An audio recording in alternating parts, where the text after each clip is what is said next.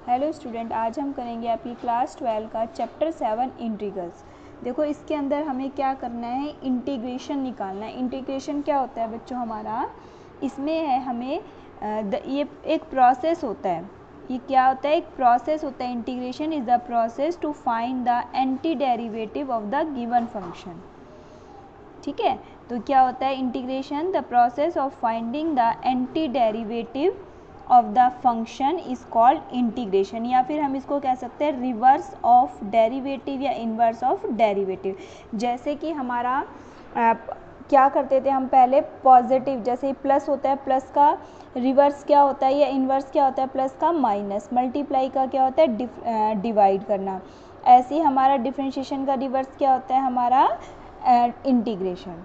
Derivative का reverse क्या हो गया, हमारा इंटीग्रेशन हो गया।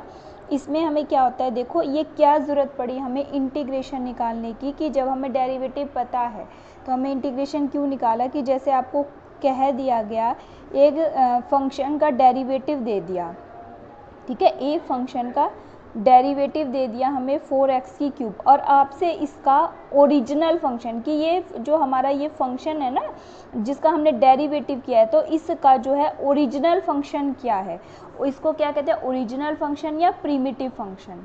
ठीक है, इसको क्या कहते हैं हम, ओरिजिनल या प्रिमिटिव फंक्शन, जो इसका क्या है जिससे डेरिवेटिव करके हमारा ये आंसर आया है। तो उसको निकालने के लिए हमें इंटीग्रेशन की ज़रूरत पड़ी। तो इंटीग्रेशन यानी एफ डैश एक्स है ये हमारा, तो इसको मैं क्या लिख सकती हूँ, देखो D Y upon D X भी लिख सकती हूँ। तो D Y upon D X कितना हो गया, 4x की क्यूब।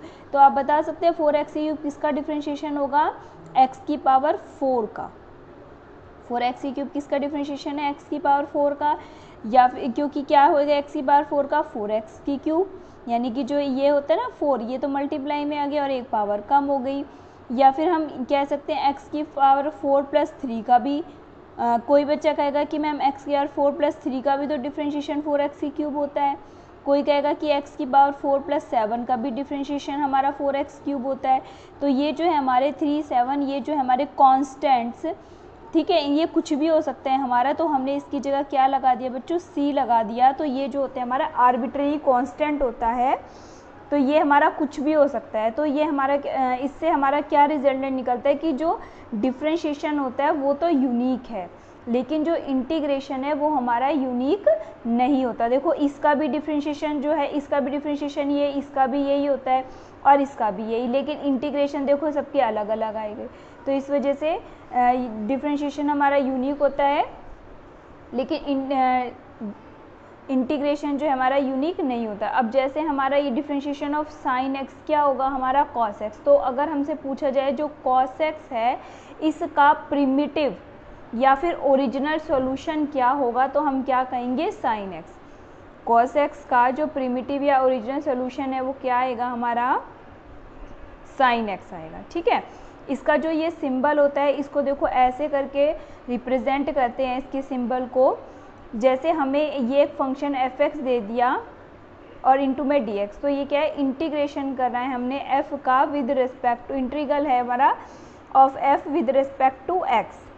ठीक है, जो ये हमें जिसका फंक्शन का हमें इंटीग्रेशन करना होता है, जिस फंक्शन का हमें इंटीग्रेशन करना होता है उसको क्या बोलते हैं, इंटीग्रांड। जिस फंक्शन का हमें इंटीग्रेशन करना होता है उसको बोलते हैं इंटीग्रांड। और जो ये x है, x के रेस्पेक्ट में करेंगे तो x क्या हो गया हमारा, वेरिएबल ऑफ इंटीग्रेशन। ठीक है, अगर हमें y के रेस्पेक्ट में करना तो यहाँ dy हो जाएगा।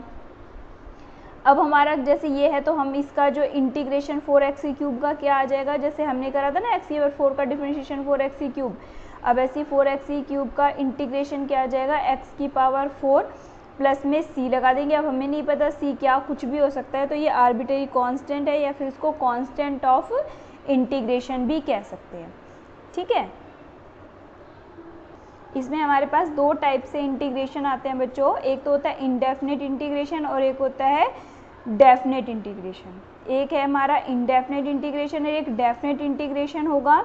डेफिनेट में क्या होता है, जब हमें ये जो सिंबल है हमारा इंटीग्रेशन है इसके अंदर जो है एंड पॉइंट्स दिए होते हैं, ये x1 x2 या कोई भी कांस्टेंट या कुछ भी हमें बाउंडेड किया जाता है, यानी कि ये हमें लिमिट्स दी जाती हैं इसकी, ये कहाँ से कहाँ तक है। लेकिन इंटीग्रेशन में हमारे पास कोई लिमिट नहीं होती, इसीलिए हम प्लस c लगाते हैं, क्योंकि हमारा कांस्टेंट ऑफ इंटीग्रेशन आता है, ये हमेशा ज़रूरी है, नहीं तो क्वेश्चन गलत हो जाएगा। जब भी आप इनडेफिनेट का इंटीग्रेशन लगाएंगे तो प्लस में सी या कांस्टेंट ऑफ इंटीग्रेशन लगाना बहुत ज़रूरी है, ठीक है।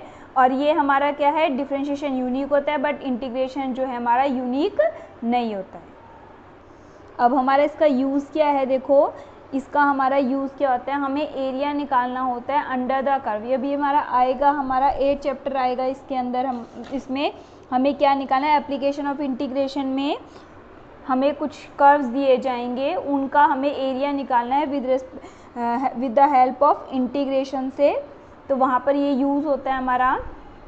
अब जो इनडेफिनेट इंटीग्रल्स होते हैं वो भी 3 टाइप से हमें निकालते हैं, एक तो इंटीग्रेशन बाय सब्स्टिट्यूशन निकालेंगे, एक बाय पार्ट्स निकालेंगे, और एक इंटीग्रेशन बाय पार्शियल फ्रैक्शन निकालेंगे। वो तो जो आगे की एक्सरसाइज में आते जाएंगे तब हमें आपको बताएंगे कि कैसे कैसे होता है इनका यूज़।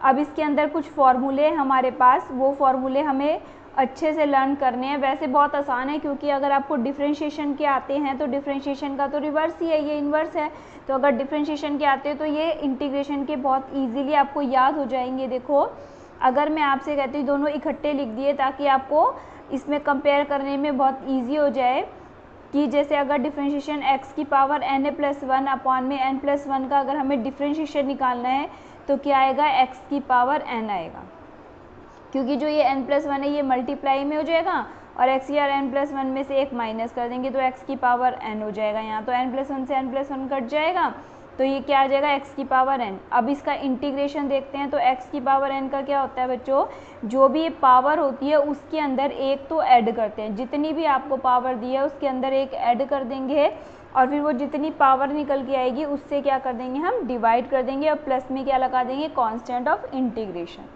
इनडेफिनेट इंटीग्रल में तो ये लगाना ही लगाना है हमें, ठीक है। जब हमारा डेफिनेट आएगा तब नहीं लगाएंगे इसको। अब जैसे हमारा डिफरेंशिएशन x का क्या होता है, 1 हो जाता है हमारा, और अगर हमारा 1 का इंटीग्रेशन करेंगे तो क्या आ जाएगा, x प्लस में क्या लगा देंगे, c लगा देंगे। अब डिफरेंशिएशन ऑफ साइन x, ठीक है, साइन x का डिफरेंशिएशन सबने याद कर रखा है, cos x, ऑब्वियस है cos x का इंटीग्रेशन क्या हो जाएगा हमारा, साइन x, और प्लस में c लगा देंगे। अब हमारा देखो differentiation of minus cos x, ठीक है, जैसे cos x का माइनस साइन x होता है, मैंने माइनस cos x लिख दिया तो इसका क्या हो जाएगा, साइन x हो जाएगा। और अगर हम इंटीग्रेशन ऑफ साइन x की बात करेंगे तो ये क्या हो जाएगा हमारा, माइनस का cos x प्लस में c लगा देंगे। अब हमारा डिफरेंशिएशन ऑफ tan x क्या होता है, देखो सीकेंड स्क्वायर x होता है, ठीक है। अब अगर हम integration of secant square x करेंगे तो ये क्या आ जाएगा हमारा, tan x प्लस में c।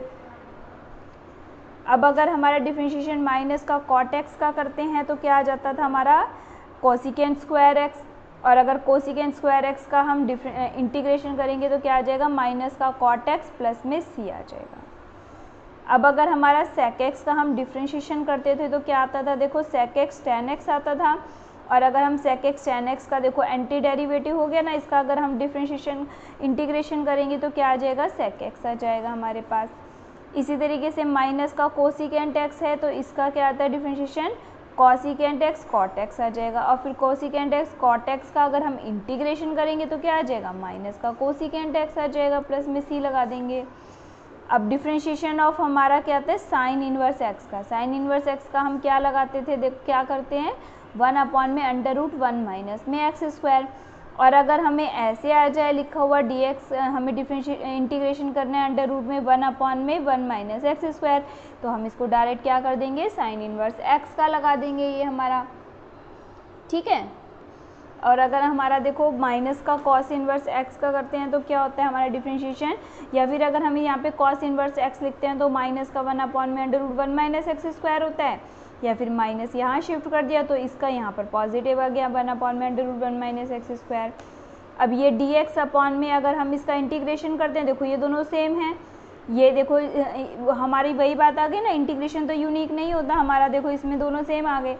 अब ये दोनों सेम है तो इनका इंटीग्रेशन या तो हम पॉजिटिव का साइन इनवर्स x प्लस सी लिख सकते हैं, और अगर हमें कहीं ज़रूरत है तो हम माइनस का कॉस इनवर्स x प्लस सी भी लिख सकते हैं, ठीक है। दोनों सेम है ये, या तो साइन इनवर्स x प्लस सी कर दो, या फिर इसको हम ऐसे भी लिख सकते हैं माइनस का कॉस इनवर्स x प्लस सी, कोई भी गलत नहीं होगा हमारा। अब हाँ यहाँ पर आ जाते हैं टेन इनवर्स x का क्या होता है डिफरेंशिएशन 1 अपॉन में 1 प्लस एक्स स्क्वायर, और अगर हम इसका इंटीग्रेशन करेंगे तो क्या आ जाएगा tan इनवर्स x प्लस में c। अब अगर माइनस का cot इनवर्स x करते हैं तो इसका डिफरेंशिएशन 1/1 प्लस एक्स स्क्वायर, और अगर हम इसका इंटीग्रेशन करते हैं तो क्या आ जाएगा माइनस का cot इनवर्स x प्लस सी। अब अगर हमारा देखो सेक इनवर्स x है, डिफरेंशिएशन क्या आया 1/x अंडर रूट में एक्स स्क्वायर माइनस 1, और अगर हम इसका इंटीग्रेशन करेंगे तो फिर से सेक इनवर्स x प्लस सी आ जाएगा। अब माइनस का कोसिकेंट इनवर्स x का क्या आता है, देखो डिफरेंशिएशन भी दोनों सेम आते हैं 1/x under root X square minus 1, लेकिन यहाँ पे माइनस का cosec inverse cosec inverse x है, तो इसका क्या आ जाएगा हमारा dx अपॉन में अगर हम इसका इंटीग्रेशन करेंगे तो माइनस का कोसिक इनवर्स x। ये सारे जो फॉर्मूले आपकी बुक में लिखे हैं ये अच्छे से एक पेज पे लिख लेना बच्चों। लिखने के बाद डेली इनको एक एक बार ज़रूर पढ़ना है, क्योंकि क्वेश्चन करते करते तो हमें लर्न हो ही जाते हैं, नो डाउट लर्न हो भी जाएंगे, लेकिन एक बार आप दिमाग में से निकाल लोगे, 3-4 बार इसको रीड कर लोगे तो इजीली आपको याद हो जाएंगे। फिर आपको पता चल जाएगा कि हाँ किस क्वेश्चन में कौन सा फार्मूला अप्लाई करना है हमें। तो इसीलिए एक बार अच्छे से बहुत अच्छे से इनको समझ के और याद करने हैं, फार्मूले याद करेंगे, फिर फार्मूले याद होने के बाद क्वेश्चन करना बहुत इजी हो जाता है, और फिर क्वेश्चंस करेंगे तो और अच्छे पक्के हो जाएंगे हमारे। इसी तरीके से e की पावर x का जैसे हमारा जो डिफरेंशिएशन होता है वो भी e की पावर x होता है, इंटीग्रेशन भी e की पावर x ही होता है। अब log x का जो डिफरेंशिएशन होता है वो तो 1/x होता है, लेकिन 1/x का जब हम इंटीग्रेशन करेंगे तो वो log x आ जाएगा प्लस में c। अब अगर हमारा a की पावर x का डिफरेंशिएशन कर दे तो a की पावर x इंटू में log a आता है, या फिर अपॉन में log a लिख रखा है जैसे, तो इसका क्या आ जाएगा a की पावर x आ जाएगा। अब यहाँ a की पावर x का dx का क्या आ जाएगा हमारा इंटीग्रेशन a की power x plus log a upon में आ जाएगा a की पावर x अपॉन में log a प्लस में c आ जाएगा हमारा। अब इसके अंदर देखो कुछ प्रॉपर्टीज़ भी होती है हमारी, ठीक है, इसकी कुछ प्रॉपर्टीज़ भी होती है हमारे इनडेफिनेट इंटीग्रल्स की। क्या होती हैं देखो, मैंने अभी आपको बताया दोनों क्या होते हैं, डिफरेंशिएशन और इंटीग्रेशन आपस में क्या होते हैं, एंटी डेरिवेटिव होते हैं, एंटी इन्वर्स होते हैं एक दूसरे के। तो यानी कि अगर हमारा किसी भी फंक्शन में देखो डिफरेंशिएशन भी आ गया और इंटीग्रेशन भी लिखा गया, दोनों चीज़ें आ गई, डिफरेंशिएशन भी आ गई इंटीग्रेशन भी आ गया, तो ये दोनों आपस में कट जाएंगे और इसका आंसर क्या आ जाएगा हमारा fx प्लस में c आ जाएगा। किसी भी फंक्शन में हमारे को ऐसे भी दे सकते हैं, देखो fx प्लस में gx, और इनका हमें क्या निकालना है, इंटीग्रेशन निकालना है, तो हम क्या कर देंगे, इन दोनों को अलग अलग कर देंगे, यानी fx प्लस dx और यहाँ पे gx इंटू में dx अलग अलग कर देते हैं। कई फंक्शन में जैसे आपको k x dx दे रखा है, k यानी कोई भी कांस्टेंट हो सकता है, तो ये k जो है बाहर आ जाता है और फिर हम x dx कर देंगे, यानी कि कोई भी एक कांस्टेंट है तो वो हमारा बाहर आ जाएगा। तो फिर इजीली हम क्या करेंगे, इसका डिफरेंशिएशन इंटीग्रेशन कर